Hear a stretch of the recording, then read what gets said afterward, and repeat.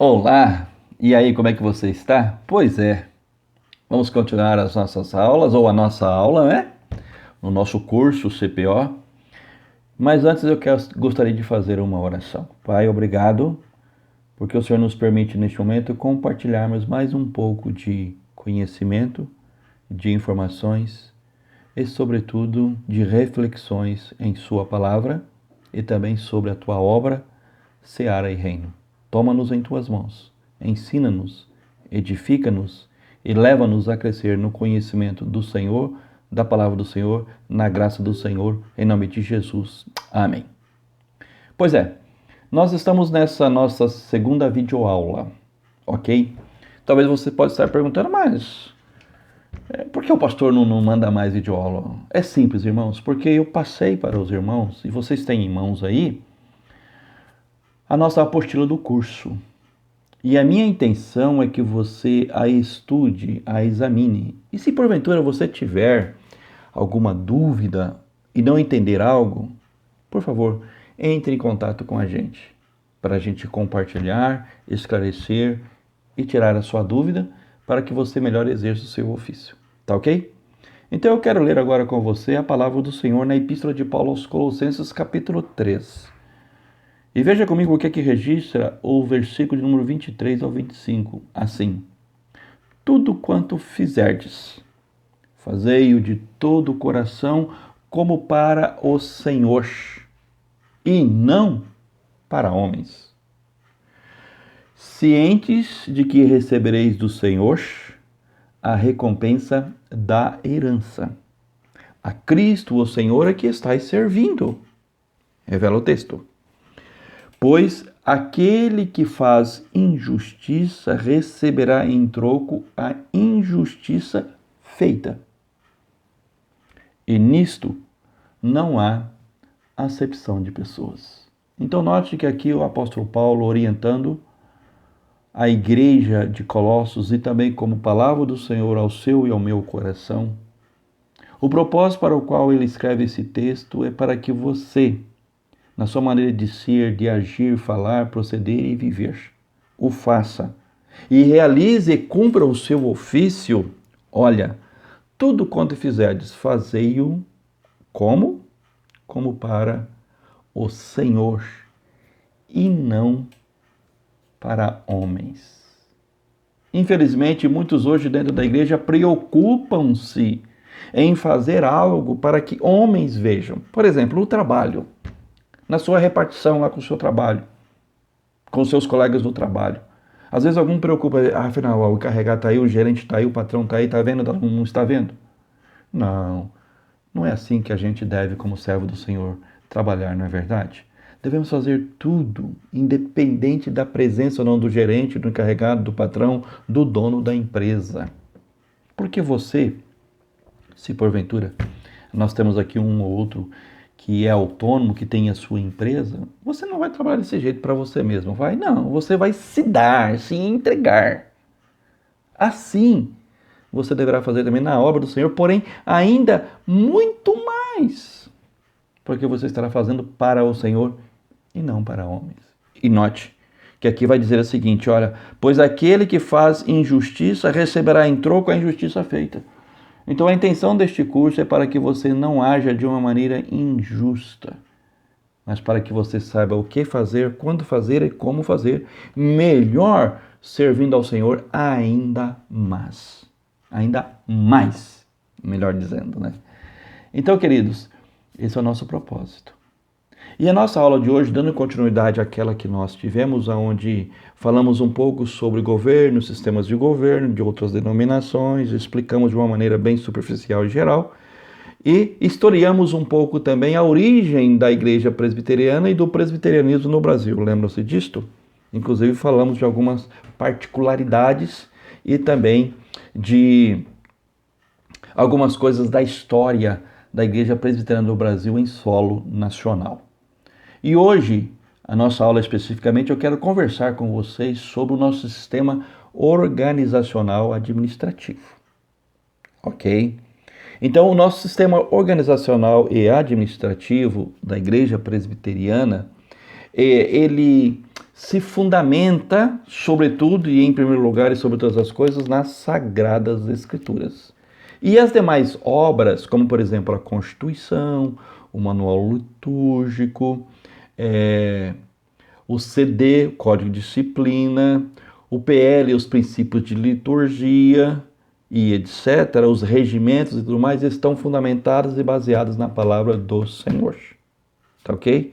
Então a palavra do Senhor ela é a base, o alicerce, o fundamento principal para o sistema organizacional, administrativo e funcional da Igreja Presbiteriana do Brasil. Então vamos lá.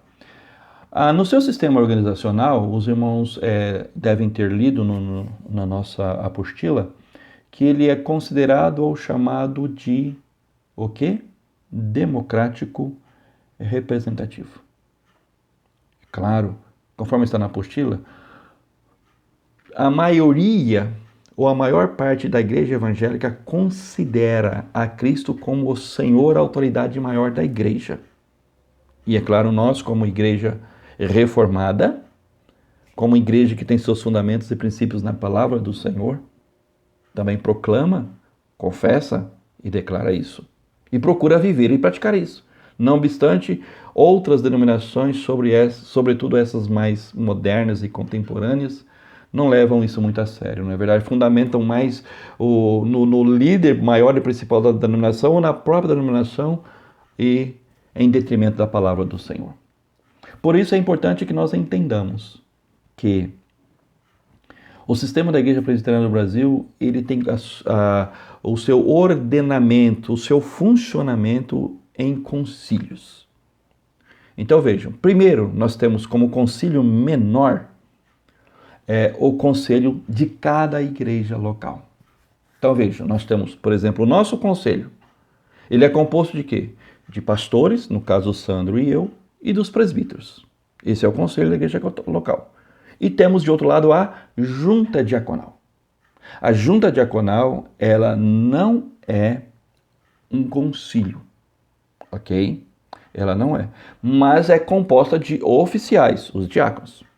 Hoje eu estou falando somente de concílios, por isso eu vou me prender mais no conselho, composto de pastores e presbíteros, e depois desse, e o conselho, ele administra, ele gere os problemas da igreja local e de suas congregações, a igreja que as tiver, no caso a nossa tem uma, ok? E depois, acima do conselho, tem quem? O presbitério. O presbitério é composto de um presbítero eleito de cada conselho de cada igreja. No nosso caso, o nosso presbitério tem 12 ou 13 igrejas, portanto são 12 ou 13 presbíteros, mais os pastores dessas igrejas. Compõem o que? O plenário do presbitério. O presbitério, por sua vez, tem a sua comissão executiva, que no caso seria a sua diretoria, o presidente, vice-presidente, secretário executivo, primeiro secretário, segundo secretário, que é o secretário de protocolo, secretário de atas, e tem também o tesoureiro. Esses irmãos compõem o quê? A comissão executiva do presbitério. Esse presbitério, ele rege, ele administra os conselhos e as igrejas sob a sua jurisdição. Qualquer problema que houver e que cada conselho não puder resolver e que for da competência do presbitério, a ele é encaminhado e ele então resolverá. Depois, acima do presbitério, tem o sínodo. O sínodo ele é composto e ele abrange uma região muito maior, porque ele é composto de, no mínimo, 3 presbitérios. No nosso caso, eu acho que o nosso sínodo são 4 presbitérios. São 2 presbitérios no Vale, o nosso presbitério e um presbitério em São Paulo, que é o presbitério que saiu do nosso presbitério já há uns 5, 6 anos atrás. É o presbitério que está lá em São Paulo. Então, esses 4 presbitérios compõem o nosso sínodo, o sínodo Vale Paraíba, cujo presidente é o reverendo Knight, da igreja de São José dos Campos, Knight Grip. Então, temos aí então agora o sínodo. E depois do sínodo nós temos o Supremo Concílio, mas entre o Supremo Concílio e o sínodo nós temos no meio a chamada Comissão Executiva do Supremo Concílio. Essa comissão executiva ela é composta de todos os presidentes de sínodos da IPB de todo o Brasil, que hoje está entre 87 e 88 sínodos em todo o Brasil, quase 90. Vamos colocar em números redondos 90. Não são 90, mas vamos colocar em 90 para ficar mais fácil para a gente guardar aqui na cabeça. Então vamos colocar que sejam 90 sínodos. Então são 90 presidentes de sínodos. Esses, juntamente com o presidente do Supremo Conselho, que hoje é o reverendo Roberto, o vice-presidente do Supremo Conselho, que hoje é o reverendo Marcos Sérgio, pastor lá da Igreja Presbiteriana de Cuiabá, o secretário executivo do Supremo Conselho, que hoje é o reverendo Juarez Marcondes, lá da Igreja Presbiteriana de Curitiba, e o tesoureiro do Supremo Conselho, que hoje é o presbítero José Alfredo, da Igreja Presbiteriana lá de Cabo Frio, no Rio de Janeiro. Então, todos os presidentes de sínodos, 90, no número redondo que a gente colocou, mais esses 4, ou seja, 94, eles compõem a Comissão Executiva do Supremo Concílio, o plenário. E esses são membros natos. Tem mais outros membros chamados de ex-ofícios. E esses ex-ofícios não têm direito a voto. Eles têm direito à palavra, mas não podem votar em questões de decisões, não podem votar para eleger alguma coisa ou alguém, algum cargo. Esses não votam, mas eles participam e se fazem presente, representando o quê? As suas autarquias, como, por exemplo, universidades. Nós temos o Mackenzie, temos a Universidade de Gama, temos a Faculdade de Medicina lá em Curitiba, os hospitais, temos hospitais em Dourados, temos hospitais em Rio Verde, temos hospital lá em Curitiba, e os colégios de todo o Brasil, essas autarquias, também temos as juntas, as agências missionárias, nós temos também os conselhos, nós temos também, por exemplo, outros órgãos que compõem o staff administrativo e organizacional e funcional da IPB em nível nacional e internacional. Então, todos estes, eles fazem parte e eles compõem o plenário da Comissão Executiva, como também do Supremo Conselho. Mas esses, conforme eu disse, eles não são membros natos, eles são membros ex-ofício. E tem ainda os secretários nacionais, os secretários da Confederação Nacional de UPH, de SAF, de UMP, de UPA, de UCP, além da capelania, o secretário nacional de capelania, dentre outros. Note que isso é muito grande. Então essa comissão executiva, ela compõe-se de mais ou menos aí 200 pessoas e reúne-se sempre e todas as vezes, uma vez por ano, ok? A nossa se reuniu agora no início do mês de abril. Ocorreu a reunião da Comissão Executiva do Supremo Conselho. E nós temos também, o sínodo, no caso, ele se reúne sempre em anos de números pares. Por exemplo, esse ano, 2023, anos ímpares, sínodo. Então, esse ano, 2023, é ano ímpar, então o sínodo vai se reunir sempre no mês de julho. E é o presidente do sínodo, o reverendo Knight, quem, no caso, juntamente com a comissão executiva, é quem convoca.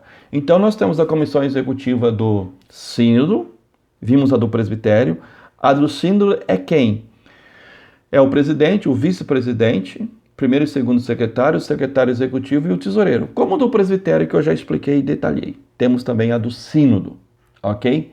E temos a comissão executiva do Supremo Conselho, que é essa que eu já expliquei e mencionei, que é composta de todos os presidentes de sínodos, ok? Mais aqueles 4, o presidente do Supremo Conselho, o vice-presidente, o secretário executivo do Supremo Conselho e o tesoureiro do Supremo Conselho. Vejam, importante destacar, a igreja presbiteriana e nenhuma igreja presbiteriana local, regional ou nacional tem presidente. Não. A igreja presbiteriana, o que tem presidente são os concílios. A igreja local, o conselho da igreja local, o presbitério, o sínodo e o Supremo Concílio. Esses concílios, sim, eles têm presidentes. A igreja não. Tá ok? E um outro detalhe também importante nessa questão da organização e da administração é que não há hierarquia de ofícios. O pastor não está acima do presbítero, o presbítero não está acima do pastor, o presbítero não está acima do diácono, o diácono não está acima do presbítero e do pastor e vice-versa. Não! Ninguém está acima do outro, porque todos nós somos servos, somos ovelhas de Cristo Jesus e somos filhos de Deus, o nosso Pai. O que nos difere? O exercício do ofício ao executar e realizar a sua função. Isso difere. O pastor, ele tem as suas atribuições e funções na realização do seu ministério pastoral. O presbítero, ele tem as suas responsabilidades e compromissos no exercício do seu ministério, o que como presbítero desse ofício. O diácono também, ele tem as suas funções, responsabilidades e compromissos no exercício do diaconato. Por isso é que não há hierarquia. Há o quê? Funções a serem exercidas. Tá ok? E é importante você detalhar e pensar nisso, porque senão muitos podem confundir. Porque isso difere em muito a igreja presbiteriana de muitas outras denominações evangélicas, pentecostais e, sobretudo, neopentecostais. Tá ok? Então, que Deus te abençoe e te guarde. Leia, estude, examine a nossa apostila. E não se esqueça que amanhã seria o prazo para você entregar aquele questionário ou aquela avaliação que está lá no final da apostila. Lembra-se? Pois é. Então, eu estou estendendo esse prazo até no outro domingo, dia 18, que é o domingo que antecede a nossa Assembleia para a eleição, que será no outro, dia 25. Então, vocês terão até o domingo, dia 18, para me enviar a resposta do questionário, daquela avaliação que está no final da apostila. Façam e me enviam no particular no PVT, tá ok? Deus abençoe e até amanhã e um grande abraço a todos.